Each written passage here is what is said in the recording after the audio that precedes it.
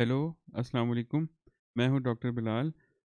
Last time हमने bitcoin की video के पार्ट 1 में डिस्कस किया बिटकॉइन का जो पेपर है जो कि सतोशी नाकामोटो ने लिखा था।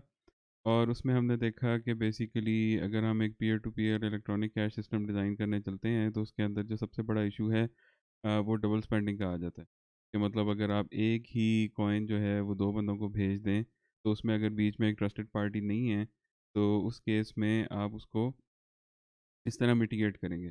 मतलब आप किस तरह इस बात पे चेक रखेंगे कि मतलब सेम कॉइन जो है वो जो 2 जगह पर इस्तेमाल ना हो? और उसमें फिर हमने मतलब इंट्रोडक्शन देखी, उसके बाद हमने ट्रांज़ैक्शंस में देखा कि एसिमेट्रिक क्रिप्टोग्राफी क्या होती है? प्राइवेट की और पब्लिक की का आपस में क्या लिंक है? और एक बिटकॉइन की जो ट्रांज़ैक्शन है वो कैसे डिज़ाइन होती है? तो ये सारा कुछ जो है ये हमने पार्ट 1 में देखा था। आज अब हम उससे आगे चलेंगे और हम देखेंगे कि बेसिकली अगर हमने ये ट्रांज़ैक्शन कर दी, मतलब अगर फ़र्ज़ करें ओनर 1 जो है उसने यहाँ पर ओनर 2 को बिटकॉइन भेजा फॉर एग्ज़ाम्पल। तो उस केस में अब हम ये जो डबल स्पेंडिंग वाला सारा इश्यू है उसको हम कैसे मिटिगेट करेंगे। तो उसमें हम बेसिकली देखते हैं कि हमें मतलब एक ऐसा ज़रिया चाहिए जिसके अंदर हम ये देख सकें कि ये जो पे करने वाला है, इस केस में जो ओनर 1 है जो कि यहाँ पे साइन कर रहा है कि वो ये ट्रांज़ैक्शन ओनर 2 को भेज रहा है, तो उसने यही बिटकॉइन जो है वो पहले किसी और ट्रांज़ैक्शन में तो साइन नहीं किया, वो ये काम दूसरी दफ़ा तो नहीं कर रहा, तो उसको हम कैसे चेक करें? तो उसमें वो कह रहा है कि जो मिड बेस्ड मॉडल होता है, मतलब जिस तरह मतलब बैंक हो गया या कोई भी जिसमें ट्रस्टेड थर्ड पार्टी इन्वॉल्व होती है, तो उसके अंदर बेसिकली जो मिंट है, जो बैंक है, उसको सारी ट्रांजैक्शंस का पता होता है जो कि उसके ऊपर हो रही हैं। लेकिन इस केस के अंदर अब हम क्या कर सकते हैं, क्योंकि हम तो पीयर टू पीयर कम्युनिकेशन कर रहे हैं। तो उसमें भी वो कह रहा है कि हम विदाउट अ थर्ड पार्टी हम ये कर सकते हैं कि हम जो सारी ट्रांजैक्शंस हैं जो कि सिस्टम के ऊपर हो रही हैं, हम उन सारी ट्रांजैक्शंस को पब्लिकली अनाउंस कर देते हैं। ठीक है? और उसके बाद जो है आपका जो पे करने वाला है, इस केस में जो ओनर 1 था, जो बिटकॉइन भेज रहा था, उसको बेसिकली जो है वो ये प्रूव करना पड़ेगा कि मतलब जो ट्रांज़ैक्शन का टाइम था, जिस टाइम पे उसने ये ट्रांज़ैक्शन की थी, कि मेजॉरिटी ऑफ़ द नोड्स जो हैं, जो बिटकॉइन नेटवर्क के अंदर जो नोड्स इन्वॉल्व्ड हैं, वो इस बात के साथ एग्री करें कि ये ट्रांज़ैक्शन जो है उनको सबसे पहले रिसीव हुई थी। मतलब अगर आप सेम कॉइन अगर 2 दफ़ा भेजने की कोशिश करेंगे, लेकिन जब आपने पहले जो ट्रांज़ैक्शन आपकी हुई होगी वो काउंट होगी, दूसरी ट्रांज़ैक्शन काउंट नहीं होगी आइडियली। उसमें बेसिकली फिर सतोशी कहता है कि हमारा जो सॉल्यूशन है वो ये है कि हम जो है एक टाइम स्टैम्प सर्वर यूज़ करें। अब टाइम स्टैम्प सर्वर का मतलब बेसिकली ये है कि आपके पास जितनी भी ट्रांज़ैक्शंस हैं, उसके साथ आप एक टाइम स्टैम्प जो है वो ऐड कर देते हैं। ठीक है? और अगर आपने ये टाइम स्टैम्प ऐड कर दी तो उससे ये पता लगेगा कि ये जो ट्रांज़ैक्शन थी ये इस टाइम पे आई थी, और उसके बाद जो है वो मतलब आपके पास फ़िक्स्ड एक टाइम आ गया कि ओके ये ट्रांज़ैक्शन जो है फ़र्ज़ करो 10 बजे हुई थी, तो अब ये जो है ये 8 बजे नहीं हो सकती, ठीक है? मतलब उससे पहले नहीं हो सकती, या उसके बाद जो अगर होगी फिर आप उसको इग्नोर कर देंगे, आप कहेंगे सबसे पहली जो मेरे पास आई थी वो 10 बजे आई थी, 10 बजे तुमने ये कॉइन जो है वो भेज दिया था। मज़ीद डिटेल में हम आगे चल के देखते हैं। तो बेसिकली नोशन ये आ गई कि जो ट्रांज़ैक्शंस हैं उसके साथ आप टाइम को भी इंक्लूड करेंगे बीच में। और उसके बाद हम आगे चलते हैं, आगे वो आ जाता है प्रूफ ऑफ वर्क के ऊपर। उसके बाद वो कहता है कि आज हमने जो है वो ट्रांज़ैक्शन के साथ एक टाइम स्टैम्प जो है वो मतलब इन्वॉल्व कर दी है। तो अब जो है बेसिकली अब हमने ये देखना है कि जो हम ब्लॉक बना रहे हैं, वो जो ब्लॉक है उसकी मतलब उसको वेरीफ़ाई कैसे करना है। ठीक है, मतलब अब अगर हर कोई फ़र्ज़ करें आपके नेटवर्क के अंदर जो है वो हज़ारों ट्रांज़ैक्शंस हो रही हैं, और उसके बाद कोई भी माइनर जो है वो सर्टेन अमाउंट ऑफ़ ट्रांज़ैक्शंस लेता है और वो उनको इकट्ठा करके एक मतलब ब्लॉक में डाल देता है, ठीक है? उसके बाद उस ब्लॉक को मतलब नेटवर्क में ऐड कर दे। लेकिन फिर तो कोई भी करता रहेगा ये काम।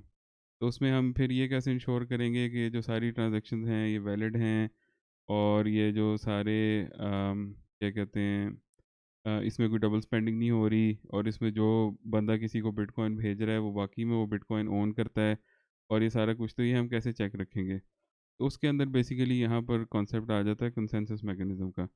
तो उसमें बेसिकली 2 चीज़ें हैं, उसमें प्रूफ ऑफ वर्क है, और दूसरा जैसा कि यहाँ पर सतोशी ने लिखा है कि हम उस चेन को कंसिडर करेंगे जो कि लॉन्गेस्ट चेन होगी, जिसके अंदर जो है greatest proof of work effort जो है इन्वेस्ट की गई होगी।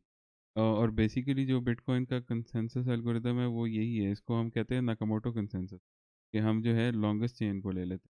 प्रूफ ऑफ वर्क जो है वो बेसिकली मतलब नेटवर्क को सिक्योर और नेटवर्क को जो है वो ऑनेस्ट रखने का तरीका है। मतलब अगर आप प्रूफ ऑफ वर्क इन्वेस्ट करेंगे, तभी आप जो है नेटवर्क के अंदर एक नया ब्लॉक ऐड कर सकते हैं। और जब आप मतलब हर कोई जो है वो नया ब्लॉक ऐड नहीं कर सकता, तो उसमें फिर जो है आप ज़ाहिर-सी बात है आप प्रूफ ऑफ वर्क करेंगे, सारी नोड्स जो हैं वो उसको एक्सेप्ट करेंगी, उसको चेक करेंगी और वो देखेंगी कि इसके अंदर जो सारी ट्रांज़ैक्शंस आपने डाली हैं वो सही हैं। तो तब वो जो है ब्लॉक वो नेटवर्क का हिस्सा बनेगा। तो ये बेसिकली दोनों कंबाइन करके भी आप कह सकते हैं कि कंसेंसस एल्गोरिदम है बिटकॉइन का। लेकिन बेसिकली प्रूफ ऑफ वर्क जो है वो सिबल रेजिस्टेंस मैकेनिज्म है। मतलब वही सिबल अटैक यही है कि मतलब एक एंटिटी जो है अम, वो बेसिकली मतलब मल्टीपल एंटिटीज़ बन के जो है वो नेटवर्क को अटैक करे। मतलब आपको ये लगे कि जी अच्छा मेरे पास जो है वो 100 माइनर हैं और वो सारे जो हैं वो अलग-अलग हैं और सबके अपने-अपने मतलब वो है इंसेंटिव है।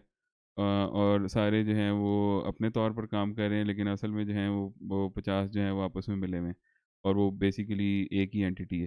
तो वो बेसिकली सिंपल अटैक हो जाता है कि आप मतलब मल्टीपल एंटिटीज़ जो हैं वो असल में एक ही एंटिटी है और वो मिलके जो है नेटवर्क को अटैक कर रहे हैं।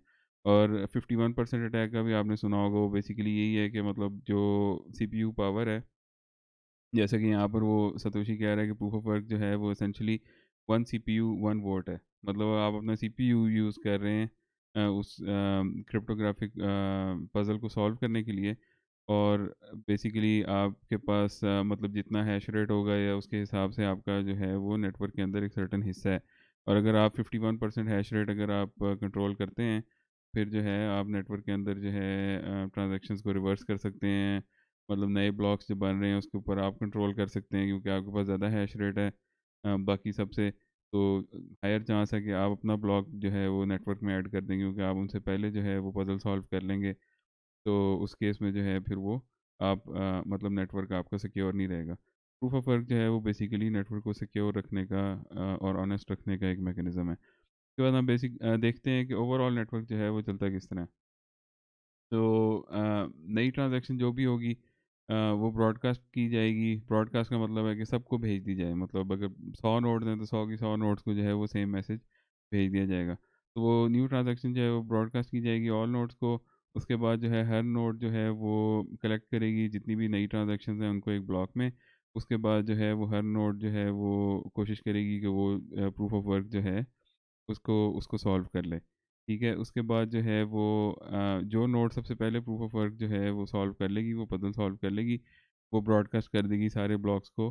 सारे मतलब वो जो ब्लॉक है वो सारी नोड्स को ब्रॉडकास्ट कर देगी कि ये देखो मैंने जो है वो नया ब्लॉक माइन कर लिया।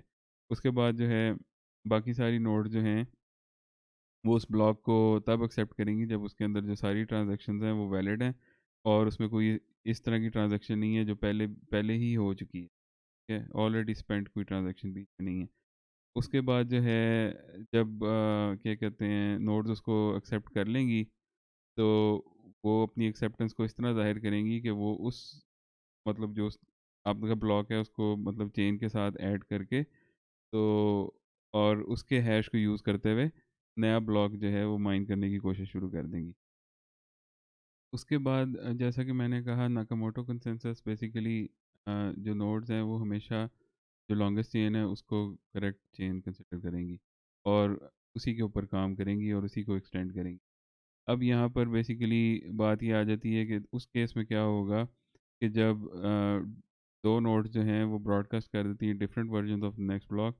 मतलब अगर फ़र्ज़ करें यूएस में कोई चेन है, यूएस में कोई नोड है और उसने जो है उसने नया नया जो ब्लॉक है वो ढूँढ लिया है और वो ब्रॉडकास्ट करती है कि देखो मैंने नया ब्लॉक ढूँढ लिया है। और सेम टाइम के ऊपर जो है चाइना में एक नोड है, वो भी ब्रॉडकास्ट कर देती है कि देखो मैंने नया ब्लॉक ढूँढ लिया है। तो उस केस में फिर हम ये जो कॉन्फ्लिक्ट है इसको कैसे सॉल्व करेंगे? क्योंकि हो सकता है जो चाइना के करीब जो नेटवर्क के अंदर नोड्स होंगी उनको चाइना वाला ब्लॉक मिल गया है और जो यूएस के करीब जो नोड्स होंगी उनको यूएस वाला ब्लॉक मिल गया है। और जब उनको दूसरे ब्लॉक का पता चला तो वो उसको मतलब दूसरी चेन का पता लगा जिसमें दूसरा ब्लॉक है, मतलब फ़र्ज़ करो यूएस वाली नोड्स को चाइना वाले ब्लॉक का पता चला, तो वो उसको भी एक्सेप्ट नहीं कर सकती क्योंकि दोनों की लेंथ तो सेम है। तो उस केस में हम किस तरह सॉल्व करेंगे इस कॉन्फ्लिक्ट को? जैसे कि ये जो पी जो ब्लॉक है, अ ये जो था ये सेम था दोनों चेन्स के अंदर, लेकिन अब जो एक चेन है उसने यहाँ पे ब्लॉक ए ऐड कर दिया, एक चेन ने ब्लॉक बी ऐड कर दिया। तो इस केस में ये करेंगे कि जो दोनों जिन-जिन के पास जिन नोड्स के पास ये वाली चेन आ गई है और जिन नोड्स के पास ये वाली चेन आ गई है, वो काम शुरू कर देंगी इसके आगे नया ब्लॉक ऐड करने में, और जो इन जिनके पास ये वाली चेन है वो इसके आगे नया ब्लॉक ऐड करने के लिए काम शुरू कर देंगी।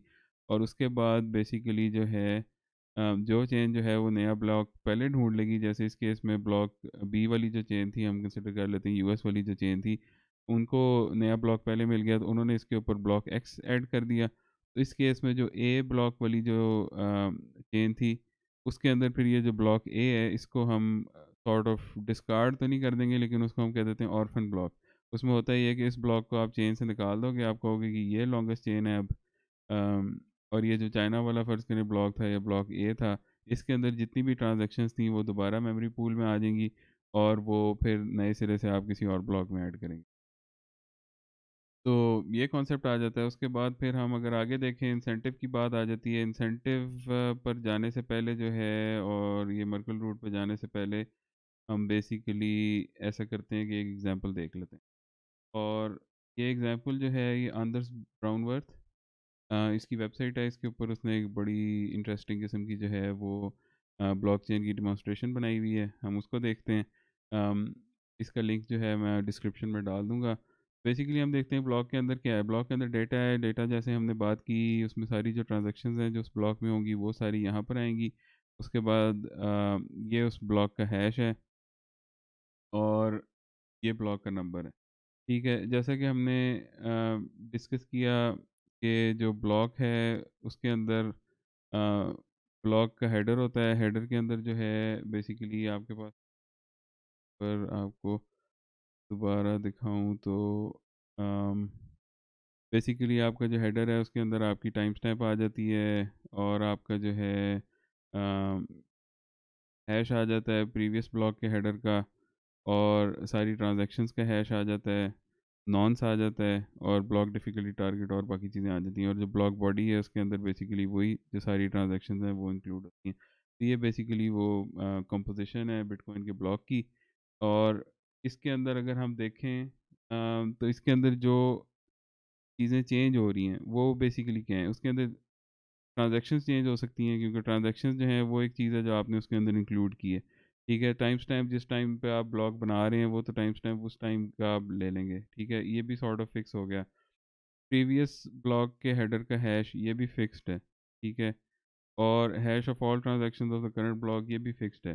तो इस केस में अगर हम देखें जैसा कि हमने यहाँ पर हैश में देखा कि अगर आप जो है वो कोई भी वैल्यू चेंज करते हैं तो हैश चेंज हो जाता है। ठीक है, जैसे कि मैं यहाँ पे जैसे ही कोई नया लेटर ऐड करता हूँ तो हैश आपका चेंज होता जा रहा है। तो बिटकॉइन का जो नया ब्लॉक आप माइन करते हैं उसका बेसिकली जो क्रिप्टोग्राफिक पजल जिसकी मैं पहले बात कर रहा था वो ये है कि आपने एक ऐसा हैश ढूँढना है जिसके शुरू में एक सर्टेन अमाउंट ऑफ ज़ीरोज़ हों, और ये जो नंबर ऑफ ज़ीरोज़ शुरू में हैं जितने ये ज़्यादा होते जाएँगे उतना ही मुश्किल होता जाएगा इस तरह का एक हैश ढूँढना। जैसे फ़र्ज़ करें अगर मैं यहाँ पर हाई लिख देता हूँ, तो देखें वो ज़ीरो गायब हो गया आगे से, ठीक है? अब वो EC86B9 व्हाटएवर बन गया। तो ये जो शुरू में ज़ीरोज़ वाला हैश ढूँढना उसका बेसिकली आप अगर यहाँ पर डेटा चेंज करते रहें तो आप जो है वो यहाँ पर हैश आपका चेंज होता जाएगा। जैसे मैं हाय के बाद हेलो भी लिख दूँ अगर, तो आप देख रहे हैं कि हैश चेंज होता जा रहा है। ठीक है? तो इस केस में जो है आपने बेसिकली एक ऐसा हैश ढूँढना है जो कि जिसके शुरू में एक सर्टेन अमाउंट ऑफ ज़ीरोज़ हों।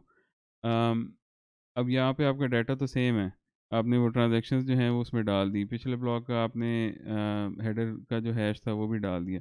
तो ये नॉन्स जो है बेसिकली ये एक रैंडम नंबर है जो कि आप इस मतलब n जो है वो नॉर्मली हम यूज़ करते हैं जो क्या कहते हैं अ रैंडम नंबर्स के लिए। और आप वंस जो है या नॉन्स के अंदर उसको आप ये कंसिडर कर सकते हैं कि रैंडम नंबर यूज्ड वंस।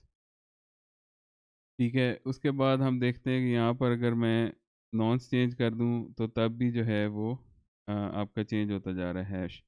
तो आपकी बाकी सारी चीज़ें जो हैं वो मतलब स्टैटिक हैं। तो इस केस में अगर आप नॉन्स चेंज करते रहें तो आप वो हैश ढूँढ सकते हैं जिसके अंदर एक सर्टेन अमाउंट ऑफ ज़ीरोज़ हैं।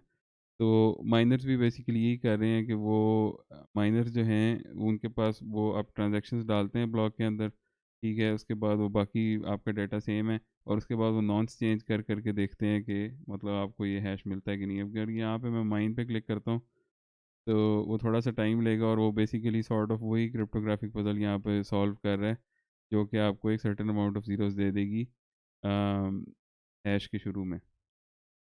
और वो नॉन्स जिस नॉन्स के ऊपर आपके पास ये हैश आया है वो नॉन्स बेसिकली 72608।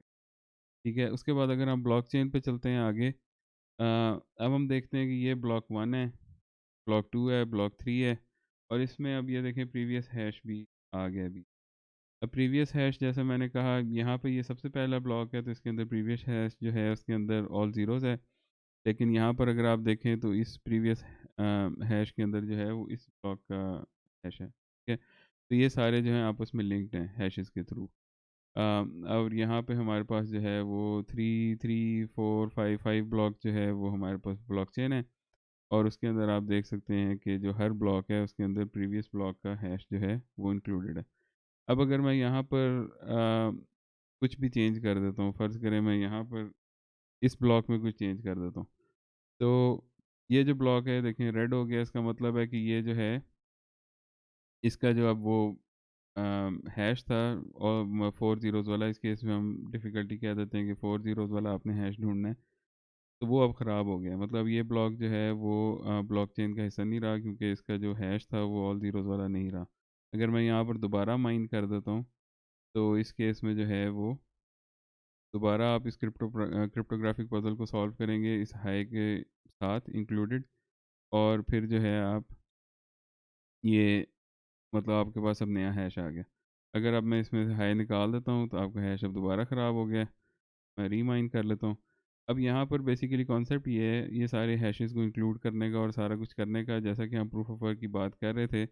अगर फ़र्ज़ करें मैं यहाँ पर आकर एक ब्लॉक चेंज कर देता हूँ। ब्लॉक 2 में मैंने कोई अगर आके चेंज की कोई ट्रांज़ैक्शन, तो देखें सारे जो उसके बाद जो ब्लॉक्स थे वो सारे ख़राब हो गए क्योंकि यहाँ पर इस ब्लॉक का हैश चेंज हो गया, जो कि इस अगले ब्लॉक में इंक्लूड होना था, ठीक है? और वो हैश वो नहीं रहा जो इसमें इंक्लूड होना था, तो वो सारे जो हैं वो आके मतलब जो आपका प्रूफ ऑफ वर्क है वो, अगर आप यहाँ ब्लॉक 2 में अगर कोई चेंज करेंगे तो आपको जो है फिर वो सारे यहाँ तक ब्लॉक 3 4 5 इन सारों का प्रूफ ऑफ वर्क भी दोबारा से करना पड़ेगा। अगर मैं इस हाई को हटा देता हूँ तो देखें दोबारा सारे सही हो गए। अब अगर मैं मज़ीद एक स्टेप आगे चलते हैं हम, अब हम यहाँ पे वही डिस्कस कर लेते हैं कि ये ब्लॉकचेन है और उसकी सेम कॉपीज़ जो हैं वो मतलब 3 नोड्स के पास, ठीक है? हम तीनों के अंदर देखते हैं कि मतलब हैश 157 है, 157 है और मतलब ये आइडेंटिकल कॉपीज़ हैं। अब अगर फ़र्ज़ करें मैं यहाँ पर ये ब्लॉक चेंज कर देता हूँ, ठीक है? अब इस वाली जो चेन है इसके अंदर सारा प्रूफ ऑफ वर्क जो है वो ख़राब हो गया अगले चारों ब्लॉक्स का। और इन दोनों चेन्स जो हैं इन दोनों के पास तो सेम है और अगर हम कहें कि जी ये दोनों अगर आप ये अपना डाटा कंपेयर करती हैं तो वो कहेंगी कि मेरे पास तो ये चेन है, ये वाली नोड कहेगी मेरे पास भी ये चेन है, तो वो इस वाली नोड को कहेंगे कि भाई तुम्हारे जो ब्लॉक्स हैं वो ख़राब हैं। अब इस केस में अ, तो बेसिकली चेंज करना मुश्किल है क्योंकि हर जो आपके पास जो नोड है फुल नोड है उसके पास पूरी ब्लॉकचेन की कॉपी मौजूद है। अब अगर हम इसको थोड़ा-सा और मज़ीद डिटेल में देखें क्योंकि अभी बीच में डाटा जो था वो खाली था। अब हम यहाँ पे कह देते हैं कि हमारे पास ट्रांज़ैक्शंस भी है। यहाँ पे हम मतलब डॉलर्स में लिखा हुआ है लेकिन मतलब हम कह देते हैं कि जी हमारे पास ये सारी ट्रांज़ैक्शंस भी हैं और ये हर ब्लॉक के अंदर ये डिफरेंट ट्रांज़ैक्शंस हैं और बाकी सारे पीयर्स के पास भी सेम है। अब अगर हम यहाँ पे कह देते हैं फ़र्ज़ करें यहाँ पे इसने 10.44 की बजाय जो है वो 100.44 भेजा था। हम पीछे जाते हैं जाके कहते हैं कि हम चेंज कर देते हैं। वही कॉन्सेप्ट है कि आगे सारे ब्लॉक्स फिर जो हैं वो ख़राब हो जाएँगे। तो उसके बाद आगे फिर माइनिंग के ऊपर आ जाते हैं। माइनिंग में जैसा कि हमने बात की कि एक ब्लॉक रिवॉर्ड मिलता है, मतलब आप प्रूफ ऑफ वर्क कर रहे हैं, आप अपनी इलेक्ट्रिसिटी लगा रहे हैं, आप अपने सीपीयू लगा रहे हैं, एजिक्स यूज़ कर रहे हैं, जो भी आप हैश रेट आपने आपके पास है आपकी मशीन्स का, तो आपको कोई उसका इंसेंटिव भी मिलना चाहिए। तो वो जो है वो यहाँ पर है coin based transaction. Coin based नाम आपने सुना होगा, काफ़ी बड़ी एक्सचेंज है। तो कॉइन बेस्ड ट्रांज़ैक्शन बेसिकली ये है कि जब भी जिस तरह हमने बात की कि आप नया ब्लॉक ऐड करते हैं, तो वो माइनर जो है जब वो नया ब्लॉक बनाने चलता है, तो वो सबसे पहले एक ट्रांज़ैक्शन जो है वो अपने अपने ही एड्रेस पे डाल देता है। और वो जो उस वक़्त ब्लॉक रिवॉर्ड चल रहा होता है, जिस तरह बिटकॉइन के अंदर अभी जो है वो 4 टाइम्स हाल्विंग हो गई है। तो स्टार्ट हमने 50 बिटकॉइन से किया था पर ब्लॉक, लेकिन अभी हम 6.25 बिटकॉइन पे हैं। तो वो बेसिकली जो है वो रिवॉर्ड, वो एक कॉइन बेस्ड ट्रांज़ैक्शन आप उसको कहते हैं, वो अपने आप को ही दे देता है शुरू में, ठीक है?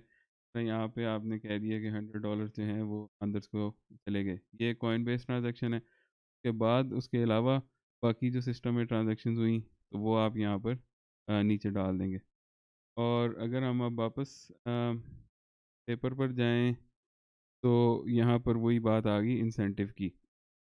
जैसे हमने बात की नेटवर्क को सिक्योर रखता है प्रूफ ऑफ वर्क, और नेटवर्क की जो ऑनेस्टी है और सारा कुछ वो उस प्रूफ ऑफ वर्क पे डिपेंड करती है। तो बेसिकली वो प्रूफ ऑफ वर्क जो सारी नोड्स कर रही हैं, तो उनका वो मकसद क्या है वो करने का, मतलब आपको कुछ मिलेगा इन रिटर्न, तो आप इतनी मेहनत करोगे ना।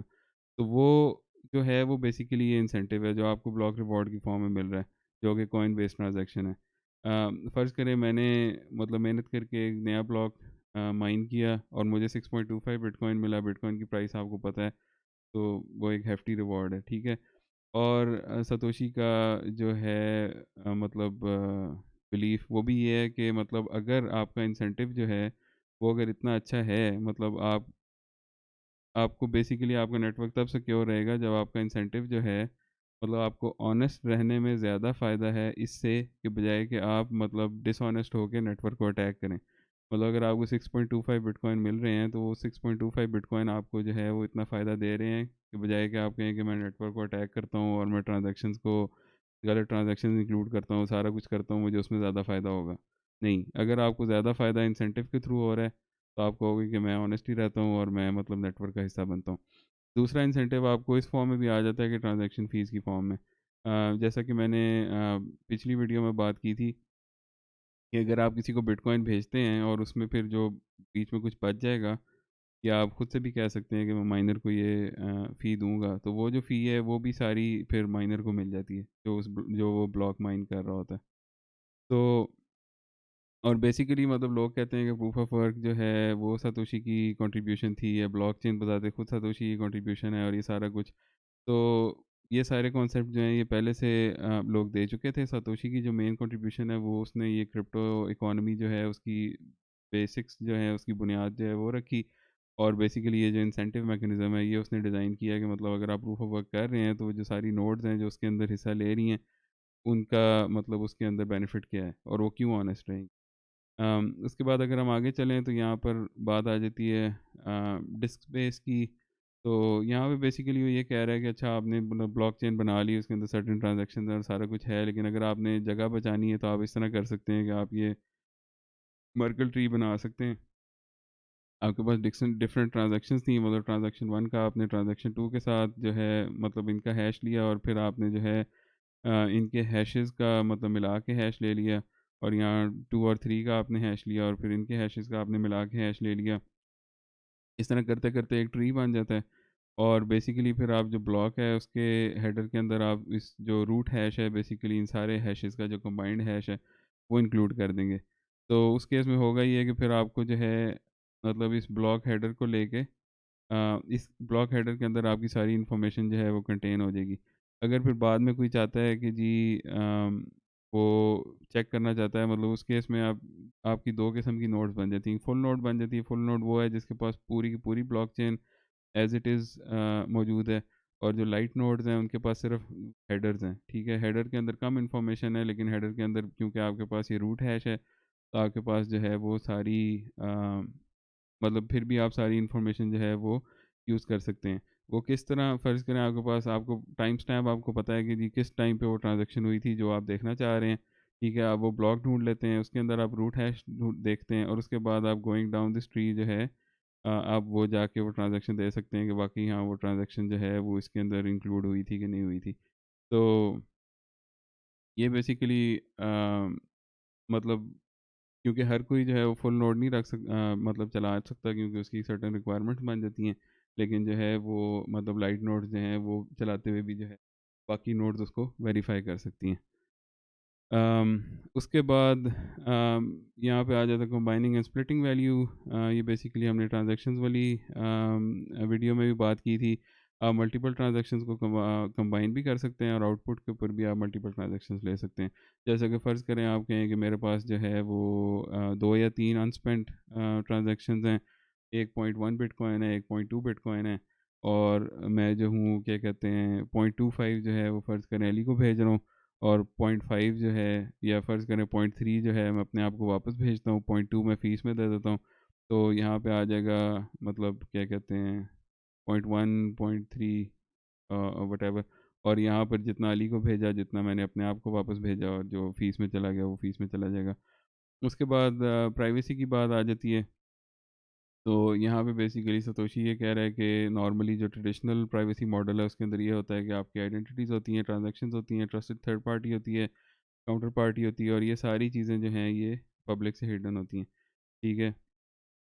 यहाँ पे वो ये कह रहा है कि आप क्योंकि पब्लिक कीज़ यूज़ कर रहे हैं और जो है उस पब्लिक की जो है वो किसी बंदे के नाम के साथ एसोसिएटेड नहीं है, ठीक है। हमने सारी ट्रांजैक्शंस जो हैं उनको तो पब्लिक कर दिया, तो इस केस में जो है वो कह रहा है कि आइडेंटिटी इस तरह हिडन है क्योंकि आप तो पब्लिक की यूज़ कर रहे हैं, जिस तरह अब हम बिटकॉइन के केस में बिटकॉइन एड्रेस यूज़ करते हैं, तो वो एड्रेस जो है वो एज़ सच किसी के साथ एसोसिएटेड नहीं है। तो आपकी ट्रांज़ैक्शन सारी पब्लिक है, लेकिन आपको ये नहीं पता कि ये ट्रांज़ैक्शन किसने की है। मतलब आप अभी भी हम वॉलेट देख सकते हैं कि जी हाँ, इस वॉलेट में इतने बिटकॉइन हैं, सारा कुछ, लेकिन मोस्टली आपको नहीं पता कि कौन इस वॉलेट का जो ओनर है वो कौन है।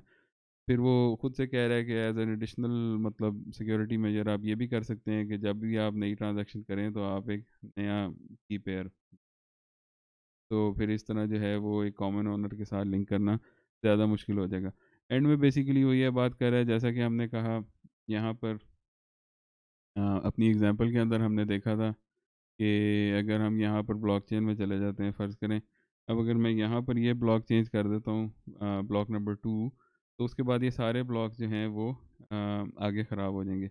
अब इस केस में अगर कोई मतलब डिसऑनेस्ट ऑपरेटर है नेटवर्क के अंदर या कोई चाह रहा है कि वो मतलब ब्लॉक्स को चेंज करे या पीछे जाके हिस्ट्री को रीराइट करे, अम, जैसा कि 2018 में बाइनेंस का बिटकॉइन हैक हो गया था, उस ज़माने में उसकी प्राइस कोई 30 समथिंग मिलियन डॉलर्स थी। तो सीजी ने जो है वो बेसिकली किसी किसी वीडियो प्लेटफॉर्म पे जाके कहा था कि मतलब वो ये चाहता है कि वो जो है ना बिटकॉइन क्या कहते हैं ब्लॉकचेन उसको रिवर्स कर दे, बेसिकली पीछे जाके उसमें चेंज कर दे। लेकिन वो वही बात है कि फिर वो सिक्योरिटी यहीं से आ रही है कि मतलब पीछे जाकर चेंजेस करना बहुत मुश्किल है। क्योंकि आप फ़र्ज़ करें यहाँ पर ब्लॉक 2 में आप कहते हैं कि जी ये जो है अगर यहाँ पर आपने चेंज किया तो आपको सारे जो ब्लॉक हैं इन सारों का प्रूफ ऑफ वर्क दोबारा से करना पड़ेगा। आपको इसको भी माइन करना पड़ेगा, आपको देखिए इसमें टाइम लग रहा है असल में आपको इससे ज़्यादा टाइम लगेगा। फिर आपको इसको भी माइन करना पड़ेगा और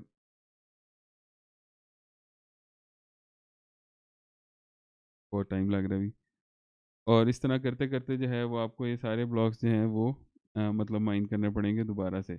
सबका बेसिकली प्रूफ ऑफ वर्क आपको दोबारा से करना।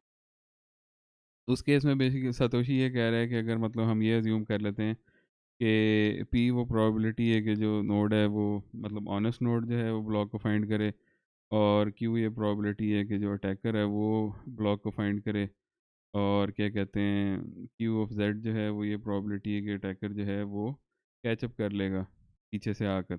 मतलब अगर वो जी ब्लॉक्स बिहाइंड है, फ़र्ज़ करें अभी जो चेन है वो 1000 ब्लॉक्स पे है और अटैकर जो है वो 990 पे है और उसको 10 ब्लॉक्स फ़र्ज़ करें कैच करना है, तो उसकी प्रोबेबिलिटी क्या बनती है, तो वो उसने यहाँ पर फार्मूला दे दिया है। मैथमेटिकल डिटेल्स में जाने की ज़रूरत नहीं है, ज़्यादा इंपॉर्टेंट जो है वो ये यहाँ पर एग्जांपल्स हैं। कहता है अगर ये प्रोबेबिलिटी है कि 10% प्रोबेबिलिटी है कि जो अ, मतलब डिसऑनेस्ट नोड है वो ब्लॉक को फाइंड कर लेगी। तो उस केस में अगर आपके मतलब वो कितने ब्लॉक्स पीछे है तो उसकी क्या प्रोबेबिलिटी है कि वो जो है वो कैचअप कर लेगा। तो अगर 0 ब्लॉक्स पीछे है तो यहाँ पे हम 1 से स्टार्ट करते हैं, लेकिन अगर वो 1 ब्लॉक पीछे है तो 20% प्रोबेबिलिटी है कि जी कैचअप कर। 2 ब्लॉक्स पीछे है तो 0.055% प्रोबेबिलिटी। जैसे हम देखते हैं मतलब अगर हम 5 ब्लॉक्स अगर वो पीछे है तो प्रोबेबिलिटी 0.009, तो ये काफ़ी कम होगी, कि ऑलमोस्ट इम्पॉसिबल हो गया इस पॉइंट पे। और अगर फिर वो 30% प्रोबेबिलिटी है उसकी फाइंड कर ले, तो उस केस में भी देखें तो 5 ब्लॉक्स के बाद जो है उसकी प्रोबेबिलिटी परसेंट है, लेकिन 10 ब्लॉक्स के बाद जो है उसकी प्रोबेबिलिटी 0.04 जो है वो तकरीबन 0.4%, तो 4% बन, तो वो काफ़ी पीछे।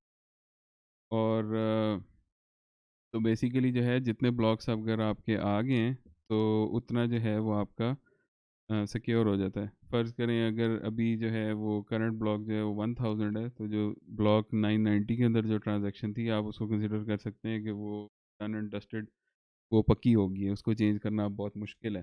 तो बिटकॉइन की जो है क्या कहते हैं, मतलब थ्योरी में कह लें या जो ट्रांज़ैक्शन फाइनलिटी का टाइम होता है वो नॉर्मली लोग कहते हैं कि जी 6 ब्लॉक्स जो है उसके बाद बिटकॉइन की ट्रांज़ैक्शन आपकी सॉर्ट ऑफ पक्की हो जाती है, इसको पीछे जाकर चेंज करना काफ़ी मुश्किल है। अब अगर हम इसके अंदर, तो यहाँ पर आगे बेसिकली सतोशी का पेपर जो है वो ख़त्म हो जाता है। यहाँ पर कंक्लूजन आ गई है। लेकिन अगर हम देखें जो 21 मिलियन बिटकॉइन की जो लिमिट है और जो 10 मिनट्स का ब्लॉक टाइम है, और क्या कहते हैं 1 मेगाबाइट का जो ब्लॉक का साइज़ है, और हर 4 साल बाद जो है ऑलमोस्ट 2 लाख समथिंग ब्लॉक्स के बाद जो है वो हाल्विंग होगी। 2000 समथिंग ब्लॉक्स के बाद जो है वो डिफ़िकल्टी रीएडजस्ट होगी। अगर डिफ़िकल्टी कम है तो ज़्यादा हो जाएगी, मतलब अगर ब्लॉक टाइम जो है वो 10 मिनट से ऊपर नीचे हो रहा है। ये सारी चीज़ें जो हैं यहाँ पेपर में नहीं है। इनमें से कुछ चीज़ें जो हैं वो सतोशी ने खुद से जब वो मतलब काम कर रहा था इसके ऊपर अराउंड 2010 चेंज कर दी थी, और कुछ चीज़ें जो हैं वो over time through bitcoin extension proposal BEP जो होते हैं उसके थ्रू चेंज हो गई ओवर टाइम। लेकिन अभी जो है बिटकॉइन कम्युनिटी का मोस्टली जो स्टैंडिंग है वो ये है कि कोड इज़ लॉ, और अब जो चीज़ें उसमें सेट हो गई हैं वो चेंज नहीं हो सकती, और बिटकॉइन कम्युनिटी जो है वो थोड़ी काफ़ी स्लो है इस मामले में, चीज़ों की चेंज करने के मामले में। तो बेसिकली अभी जो बिटकॉइन है वो काफ़ी स्टेबल है इस लिहाज से। तो मेरे ख़्याल में जो सारी इंपॉर्टेंट चीज़ें थी बिटकॉइन से रिलेटेड वो हमने डिस्कस कर ली हैं। तो अगर आप लोगों के कोई क्वेश्चंस हैं तो ज़रूर पूछें कमेंट्स के अंदर, और अगर आप लोगों को वीडियो पसंद आई है तो as usual subscribe, well, everything. Thank you very much. Allah Hafiz.